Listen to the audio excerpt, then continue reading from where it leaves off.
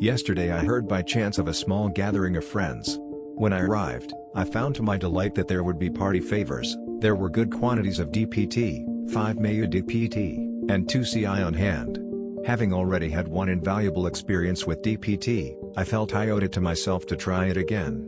I therefore elected to dose up with 76 mg of insufflated DPT at 8 p.m. My friend M, who had come along to the party with me, took some 2 CI. Within 5 minutes the DPT came on strong, so I sat down on a sofa with M and watched B play Final Fantasy X. I can't remember much of the early portion of the experience, and I wouldn't have been able to write anything about it down, so I will summarize as best I can. For a while I felt great, if afflicted with the usual DPT tremors, and watched the game. Then I got up and called another friend, A, who had just come home, over into the suite. We talked a little bit, although I mostly said wow. One thing that occurred to me as we were talking was that a unique characteristic of the insufflated DPT experience for me is the feeling that my head has expanded and become a cavernous space containing everything in reach, noseless, with wind blowing through the gigantic cavern being the experience of breath. I felt enormous, diffuse, encompassing all things. Suddenly I realized that the spot we were standing in was highly overstimulating. Music from the seating area, which was driving if cheerful, was colliding it seemed on the very spot where we were standing with angry, loud music from a nearby bedroom. I noted this fact to him and moved back to the couches, where he soon followed. He said he realized what I meant very quickly after I left, and sat down with me. I tried to communicate with him, since he seemed curious about what I was experiencing. I described to him how everything moved and shimmered with the characteristics of smoke plume from a stylized cartoon, as though a quick motion would mix all things together into a heterogeneous cloud. Eventually I lost the ability to put it all into words and stopped trying. From time to time D, the kind friend who had had the DPT, would walk by, and because I was becoming more anxious, I stopped him and hugged him closely. The warmth and intimacy made me feel very much better. Still, I became more and more anxious, gulping down water from the sink. The sink preoccupied me for a while, firstly because of the black light above it, which shone on fluorescing chalk designs on the mirror, an angry stick man with a giant head. As I turned the faucet, the water came not out of the tap, but out of another tap set in the wall perpendicular to the sink, apparently the outlet for a water filtering system. The cool water seemed to go from inside my mouth to nowhere. I wasn't sure if I was inhaling the water or swallowing it, and I felt myself to be the gateway to a giant, covetous hunger. This was a terrifying thought, and although I was less anxious than during my DPT-induced bad trip, I still became very afraid. On D's advice I climbed up into a loft with a mattress on it, which was situated above the couches near the television. I lay there for a long time, eyes closed, with only the sense of a single point which housed myself. I had visions of metallic colors, both primary and pastel, fashioned into arrows and departing from that single point, crawling and trailing their essence across an endless frame of reference. After these visions subsided, I became aware of myself on the loft again, and began looking around for D. I felt an aching need to be reassured by him. He and others came and went, occasionally asking how I was doing, and I soon noticed that C had just arrived with a friend. I soon attracted his attention, and he helped me descend from the loft. I had climbed up using a chair for a boost, but this same chair suddenly seemed too small. I was sure that I would fall through what appeared to be a dangerous distance before I reached the ground. C comforted me, and I soon descended to the chair and then to the ground with a small bounce. I talked with C for a little while about nothing in particular, and sat down to watch a movie. As is usual at these gatherings, the music, which had become a trippy melange of slowly changing loops over heavy beats, continued while the movie played. Subtitled. First we watched Beetlejuice, which I found extremely entertaining, if absolutely confusing. It didn't help matters that B mistakenly ejected the DVD at least once. I believe I saw the beginning of the movie at least 3 times, and know that I did at least twice. The scene in which the trendy family invading the dead couple's house did a calypso dance at the dinner table struck me as particularly relevant. For a while, I sat cross-legged on the couch, eyes half shut thinking about something I can't particularly remember. I suddenly realized, however, that I was sitting and staring at a curly fry. I still don't know where it came from. I suppose I may have found it on a plate that was lying around, but I was extremely amused by it, and B, M and I laughed long and hard. A little later, I similarly mysteriously came into the possession of the front of a box of Pokémon cereal advertising new Pichu, Wobbuffet, and Cleffa marshmallows. I held on to this, gazing at it, for a long time. During one of the scenes of the movie I became confused as to whether birth was being given or the characters were eating at some sort of restaurant staffed by football players, and so I stared at the cereal box, playfully pretending that it was a menu. Toward what I thought was the end of the movie, a witch doctor shrunk Beetlejuice's head, and I soon became aware that my head, too, had begun to shrink back to its normal size. I could even feel my nose again. As the film ended with the teenage daughter, played by Winona Ryder, floating in the air and dancing a similar calypso number, I felt a warm sense of good fortune wash over me. I had had a beautifully intense, meaningful experience. The next film we watched was Run Lola Run. I found it extremely touching. The permutations of her plight, all set off by her boyfriend's loss of 100,000 marks on a train, got me thinking about the nature of life. Her intensity of emotion, her willingness to risk herself for her loved one, struck a deep chord. In the first variation on her story, she dies from a gunshot wound, and it was at this point that the experience moved from a sensual, playful, if extremely intense, tone to a much more seriously philosophical one. Lola had risked her life, and given it up, out of love.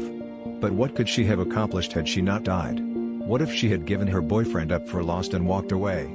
Had her life been worth it? I began examining the characteristics of my life up to this point. I felt as though I had learned many things, tapped a variety and depth of experience that I felt to be quite satisfying, if not complete, but I knew that I was not prepared to die. I next looked at my personality. It seemed to me that I was filled with an endless need for affirmation and for people to notice me, that I moved from place to place practically screaming, "Here I am." I realized that, all things being equal, maybe this isn't the most helpful or attractive of personalities, but I also realized that that wasn't the whole dimension. I felt imbued with love, and knew that if I could only draw others to this love that they would swim in it, wanting it, content. And so I sat on the couch thinking a mantra to myself, I am, I am, I am, I am, until I practically buzzed with this silent affirmation. I felt the magnitude of love within me reaching out to everyone in sight, and I sought out D and hugged him close for a long while, glowing with happiness and our mutual warmth. Satisfied, I walked into a room he and B had been painting and stood there with M, glorying in the tiny details of the walls. Here there was a crucified stick figure Jesus, bleeding hands stretched wide on his wooden frame, proclaiming that he loves me 5s much. In another spot there was a tiny circle of color and light in a big dark space. It looked as though a shabby street corner were sticking out from the nothingness, and that if I could only pry it aside I would be in a new world. Eventually I was overcome by the ramshackle beauty of the muraling and lay back down on the couch to think. I had just recently been to a talk by 2 Nobel laureates on global climate change, and I recalled the acute fear of death which had been inspired by my growing awareness of the world's startling fragility. I had always kept in the back of my head that I'd die one day. I realized that eventually everyone who had ever known of me would die, that everyone who had known of them would die, and onward until all things were consumed by death's merciless expansion. This sense of an endless march of all existence into the dark of death stayed with me for the rest of the night. I asked myself why I learn anything, why I love people, why I do drugs, why I read books, why do I do any of this, when as certain as the sun rises it will set and then die, when books will decay with time, when people will turn to dust. And I realized that we divide our lives into pieces in order to mark our progress toward our unending death. I was overcome with the agony of waiting. Why must I stay here so long when it must all come to an end in a relative blink of an eye? Whose hatred rejoiced in teasing me with joys and loves and learning and hope, when it will last just long enough to be ripped away? I felt my consciousness voided and quietly began to weep, tears dripping one by one from my eyes. I realized that all people necessarily seek out the degree of experience in their lives that they can manage, sampling from each mode and tone of being until they had the fullest possible portfolio. We each become, in essence, a commentator on experience, a critical onlooker devoted to the analysis of our own lives, losing ourselves only momentarily to the strength of experience. But who is the arbiter who decides when we have completed our collection? Who is the grand filter? Whose judgment stops our lives? I was sure that death is an unthinking mechanism, an idiotic, abstract construct without the capability to make these choices. Who, then, does? I felt like the protagonist of Kafka's trial, as though I should reach out my hands in front of me and give myself up to death, as though the shame of it should outlive me. There is no man behind the curtain, I said to myself. The only thing that is eternal is death, even time will one day be devoured. In this moment I saw myself as parallel to death, possessing the same characteristics, unending need, a hunger for all things, a ruthless self-indulgence. I felt fat on the blood and flesh of all things, that I hoard people and experience out of a desperate desire to keep it from death. Death had its microcosm in me. And so for the rest of the night I became consumed with this question: why press on in the face of death? Is there value in death that I cannot see now, but will only see when I have reached it? Why? I was consumed wholly and utterly by the question of death and its concomitant nothingness. I had become what I can only call a nihilist mystic. At this point I had mostly come down physically, but obviously the mental energy the DPT had imbued me with had not been spent.